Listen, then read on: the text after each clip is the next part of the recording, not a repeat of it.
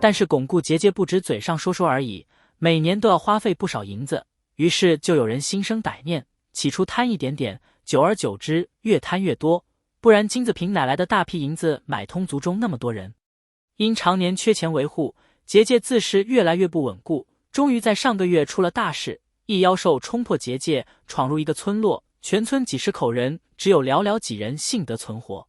而金子平解决了妖兽之后，并不打算把事情上报，因为一旦上报，结界的事便瞒不住，又恐走漏风声，竟是将那几人全部处死，再将村子烧了，毁尸灭迹。不料被一少年逃了出去，也是命大。金子平派人一路追杀至城内，竟是怎么也找不着人。他怕事迹败露，只能匆忙行事，预先除掉精灵，取而代之。可想来，那少年定是要上金灵台告状的。金子平一路让人细细搜寻也未果，为何能将信通传给精灵？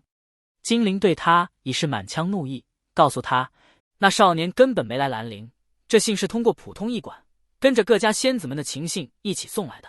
精灵这般的俊朗少年，自是很多仙子的意中人，情信每日都能收到不少。而世家公子们家教都很好，就算无异于谁，信待有空时也都会看，以示礼貌。呵呵，原来如此。金子平笑起来，着实是妙，当真是年少不可欺呀。其实也没甚好多说的，证据确凿。精灵上前封住他的灵脉，便叫人将金子平压了下去。之后散会，精灵独留下金子冕一人。金子冕问来，可是金宗主还有吩咐？精灵看向魏无羡，示意是魏无羡对他还有兴趣。只听魏无羡道，我只是不明白，为何你既与金子平合作，却向我们通风报信？那日金子冕故意引起魏无羡注意，之后魏无羡便监听了他，才得知了金子平全部计划，从而让他和蓝忘机想出对策来。而监听了他那么久，金子冕此人修为不低，怕是早已发现，却没点破，甚至和金子平密谋时还多番引他道出计划。怎么想金子冕都是故意要通知魏无羡他们的。在下只是觉得金子平那厮心狠手辣，并且心术不正，若坐上宗主之位，必会将金氏糟蹋了。而金小宗主虽然年纪不大，但为人正直磊落，公私分明，日后必定能将金氏发扬光大。说罢又笑了一下，道：若是脾气能好一点，就更好了。十二伯，你突然说什么啊？突然被说到脾气一事，精灵倒是不好意思起来。魏无羡继续问他：哦，那你的意思是，这么费尽心思的帮助我们，也不是要求什么回报了？这个时候的魏无羡看到人世间太多的恶意，不禁会不自觉多留几个心眼。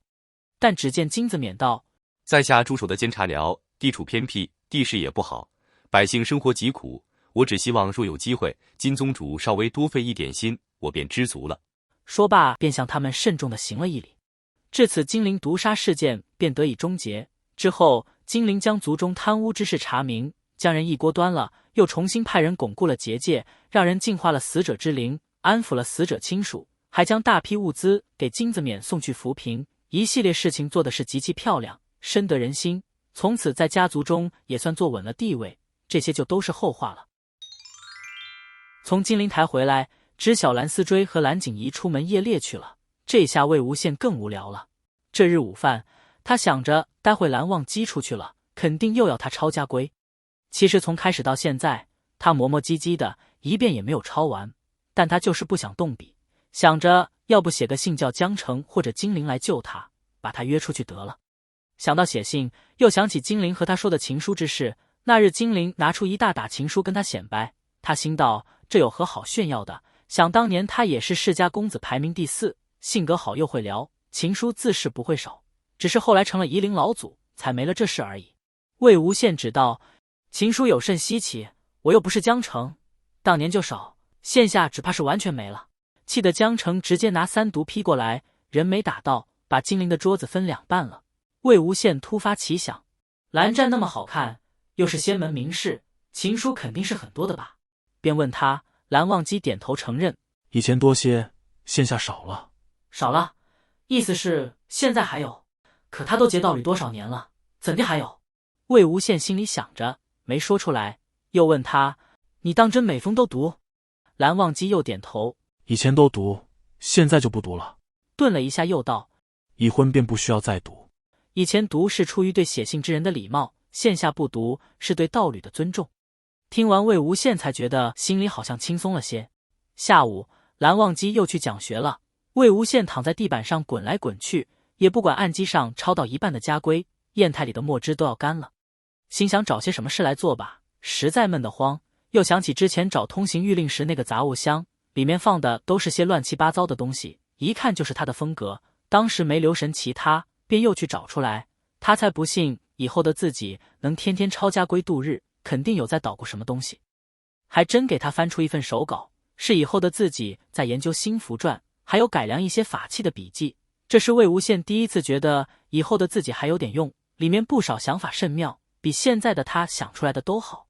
他看得来劲，可这本应是新写的，没写多少，看完了便在屋里再找起来。这一找，发现净室里乱七八糟的小东西可真不少。净室布置的简洁雅致，很符合蓝忘机的气质。这堆小东西千奇百怪，当真是破坏气氛，一看就是魏无羡的，然而又都被整整齐齐的摆放着，肯定是蓝忘机收拾的。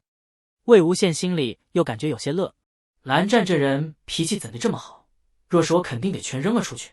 随后又找到2个木箱，里面放着好多信，还分了类，一捆一捆摆放整齐。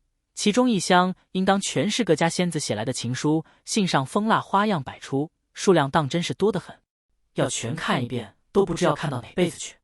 又想着，但蓝湛也应该会看吧，心下便觉得太有教养也不是什么好事。另一箱是蓝曦臣、蓝启仁等人的署名，想是蓝忘机在外时与他们的通信。这箱子里还放着一个精致的小盒子，上面龙飞凤舞写了个大大的羡字，是他的字迹。魏无羡拿出来看，自己锁的这么宝贝，肯定得是个好东西，但他没有钥匙。然后他脸上露出一个有点兴奋的笑容，没钥匙我就打不开吗？蓝忘机这次回来，难得的没看到魏无羡滚在地上或者在岸上睡着，而是老实的在抄家规，他就觉得不妙，恐怕有诈。魏无羡对他笑得格外的晃眼，蓝湛，你回来了。蓝忘机点点头，将食盒提上来，示意先用饭。然后整个吃饭期间，魏无羡都异常高兴，也不嫌这个菜苦了，那个菜素了。平日里总爱絮絮叨叨的人，突然安静了，当真古怪。待吃完，魏无羡终于开口，还是笑眯眯的道：蓝湛啊，今日我找到一封信，写给我的，但与你也有关，要不我读给你听？蓝忘机虽觉有意，但又不知这人又要作甚，就先顺着他的意。然后魏无羡便大声朗读了起来：因近日安好，天气有变，切忌添衣。出门数日，甚是想念。近日得见一桃花开极艳，折一之赠与，与信同归。当地女修众多，皆以礼相待，其他皆是不实传言，无心乐音，此生不变。蓝忘机刚开始听，还觉得是正常家书，也不知晓哪里与自己有关了。听到后来才发现，这分明是自己写的。越到后面，越听得他耳根通红，便出声阻止，声调都高了不少。魏婴，哎，在呢。魏无羡晃了晃手里的信纸，哈哈大笑起来。怎么了？是不是也没想到蓝二公子长大了，竟然还是个多情郎君呀？蓝忘机当真也是想不到，本以为以自己的性格，就算结了道侣，也是以礼相待，相敬如宾的，怎地会写这种难以启齿的信？魏无羡知他当下肯定已是羞得要命，定要过来抢信，先一步起来绕到一边，后面还有呢，我再念给你听。他失忆后，听所有人都说是他倒贴蓝忘机，蓝忘机被他缠得没了办法才接受他似的，心里早不是滋味了。现下找到证据，这小古板分明喜欢他喜欢的紧吗？当然要找机会扳回一城呀。蓝忘机都红到脖子根了，哪受得了他这样胡闹，便跟过去抢。他抢，魏无羡就躲，一来二去又空手过上几招，两人身手都好，一下竟是蓝忘机抢不过来，魏无羡也没机会再读下去。这刚吃完晚饭，东西还全在案几上呢。魏无羡躲过2招，已退到案几边，为了避免待会案断晚碎，他转身向反方向躲去。这下不好，蓝忘机正向那个方向袭来，一掌要收不住。魏无羡心下想，这下坏了，便直接向后倒去，堪堪躲过这掌。蓝忘机看他突然向后倒去，空中手掌一转，就要去拉他，可是这个姿势是拉不住了的，没得办法，他将人一拉一转，自己先倒了下去。魏无羡没感到疼痛，只觉得自己撞在了柔软的地方，惊讶之余，他缓缓睁开双眼，但见蓝忘机浅色的琉璃眼眸近在咫尺，魏无羡一下竟看得呆了去。蓝湛当真是好看极了。再感到身下的人微微颤动，才发觉自己的唇似乎贴着什么东西，再细细看来是蓝忘机的唇瓣。如果你喜欢我分享的小说，请点击订阅频道，你们的观看是我剪辑影片的动力，感谢您。